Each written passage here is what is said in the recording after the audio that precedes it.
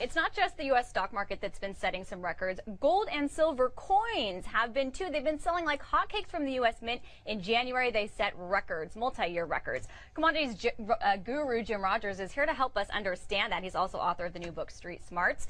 Mr. Rogers. Yes, Ms. Lister. I have here this 1 ounce silver American Eagle 2012 coin. Tell me, what is this? Is this a collector's item? Is this money? Is this a way to buy precious metals? Oh, that's the hot one. Those are hot sellers. I know. You can't get them. You can't get them, can you? They sold out. They did. It worries me that the mint is running out. It's not just American Mint, the U.S. Mint, the Canadian Mint. Several mints have run out of coins. Why?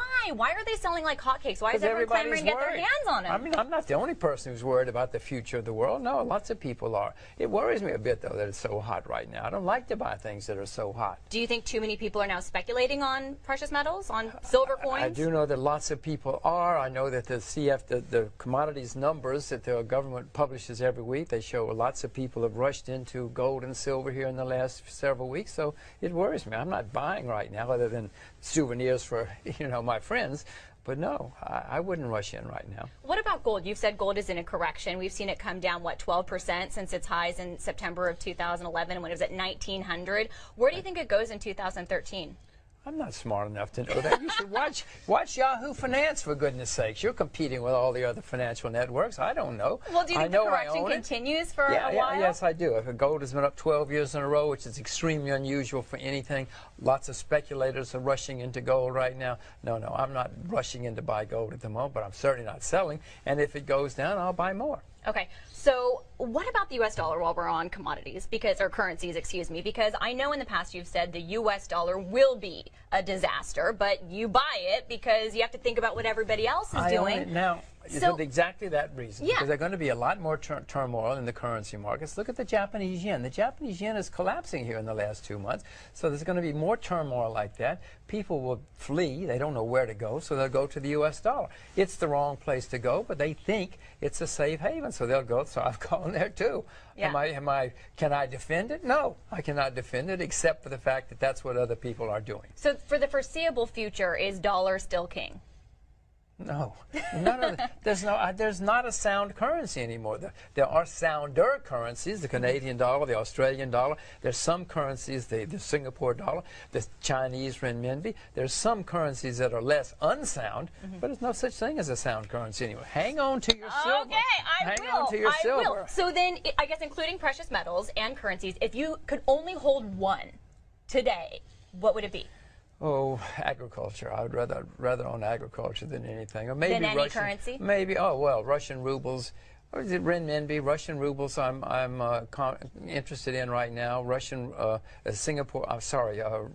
Renminbi. Chinese renminbi. I'm interested in right now. There are some currencies, but none of them. There is no paper money in 2014, 2015 that's going to be worth much of anything. So if you had to pick one, it would be the renminbi? You could only hold one today. No, it wouldn't be the renminbi because it's not convertible. Right. I'd like to be able to get by. I guess it'd be I can't believe I'm about to say the ruble. It'd be the ruble or the U.S. dollar. It'd be the. Wow. No. The Cold War all over again. The ruble and the U.S. dollar fighting. It might be the Russian ruble, believe it or not. The U.S. dollar is still very, very popular, and still the euros in some parts of Africa because they used to be European colonies. No, it's in some parts of Asia the yen, but no, it's still the. That's what I said. That's why I own U.S. dollars, not because the U.S. dollar is a sound currency, but because nobody else knows what to do. You should hold. What about these coins? Do other people perceive this to be money in other parts of the world, or not yet? Not money, but they know it's a store of value. You can find silver coins all over the world. In parts of East Africa, you can find silver coins that are 200 or 300 years old. Old Austrian Empire coins. There are lots of them in East Africa. It just depends on where you are. But nearly everybody in the world, Ms. Lister, knows about gold and silver.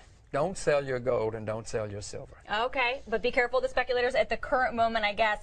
The Japanese yen, some people tweeted me that they had heard that you were buying it. Are you?